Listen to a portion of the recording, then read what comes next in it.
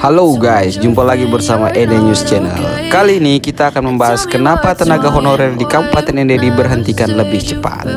Sekarang ini gue paham sama apa isi otak kalian. Pasti kalian pada bertanya-tanya kan, kenapa Pemkab Ende mengambil keputusan terlalu cepat. Padahal kalau ikut dari awal, sebenarnya pemerintah pusat memberi waktu ke seluruh daerah sampai bulan November tahun 2023.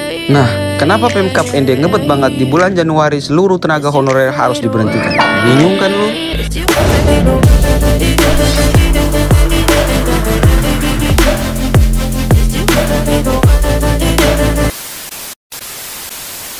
Mulanya tenaga kontrak atau honorer itu bisa diangkat oleh bupati dan kepala dinas. Di Ende ini sudah dilakukan dari dulu.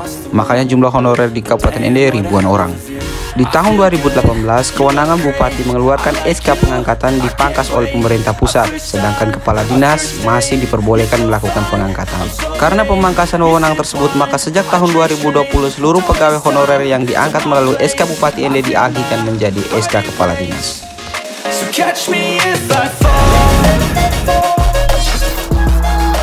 Kepala dinas masih bisa melakukan pengangkatan asal merekrut tenaga pendukung.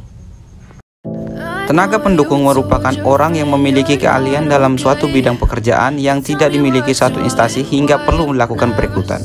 Tenaga pendukung biasanya melekat pada item kegiatan yang dilakukan oleh instansi dalam jangka waktu tertentu. Untuk mekanisme perekrutannya, Mimin akan jelaskan secara singkat. Instansi atau dinas mengusulkan suatu kegiatan dan besaran anggaran termasuk untuk membayar gaji tenaga pendukung yang akan direkrut. Jika usulan tersebut disetujui, maka perekrutan tenaga pendukung akan dilakukan. Nah, inilah status seluruh tenaga honorer di Pemkab Ende saat ini. Tenaga pendukung jumlahnya kurang lebih sekitar 4.000 orang.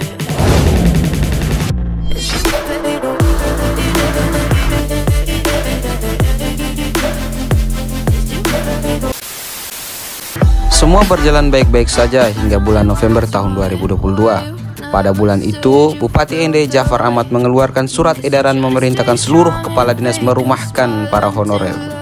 Tanggal pemberhentian 1 Januari 2023. Kalau kita cermati aturan pusat, maka keputusan Bupati Ende tergolong offside alias lebih cepat dari batas waktu yang diberikan pemerintah pusat. Karena pemerintah pusat sebenarnya memberikan batas waktu hingga bulan November 2023. Kenapa Bupati Ende lebih cepat setahun? Jadi gini, sebenarnya perekrutan tenaga pendukung masih dibolehkan oleh pemerintah pusat. Namun, di daerah, perekrutan tenaga pendukung sangat tergantung pada dua hal. Yang pertama adalah kegiatan dan kedua adalah anggaran yang disiapkan.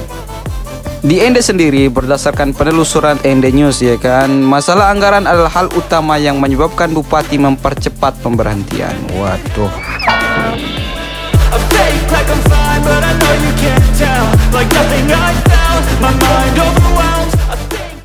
Dahulu pemberian dana alokasi umum atau sering dikenal dengan dana DAU diberikan secara gelontoran.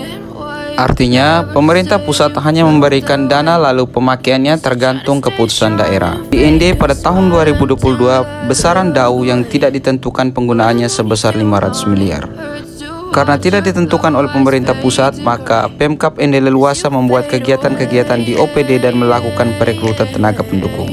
Sehingga pembayaran gaji honorer dapat dilakukan sebab melekat dalam kegiatan OPD tersebut.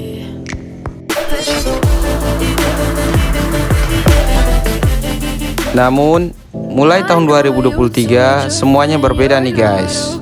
Mulai Januari tahun 2023, pemberian dana DAU oleh pemerintah pusat tidak lagi gelontoran, melainkan terspesifikasi atau sudah ditentukan penggunaannya. Memang, DAU Kabupaten ini naik menjadi 600 miliar, namun penggunaannya sudah ditentukan, artinya Pemkab tidak bisa lagi meleluasa membuat kegiatan. DAU 600 miliar sudah ditentukan penggunaannya untuk beberapa bidang kegiatan, yakni pembayaran gaji P3K, pendanaan kelurahan, pendidikan, kesehatan, dan bidang pekerjaan umum. Itu artinya di luar bidang-bidang yang Mimin sebutkan tadi tidak dapat dianggarkan. Sudah jelaskan, perintah pemberhentian lebih cepat karena satu alasan utama, yaitu ketersediaan anggaran.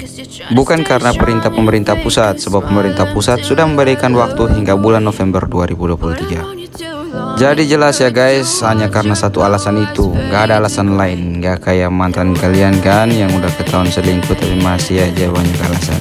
Ya salam.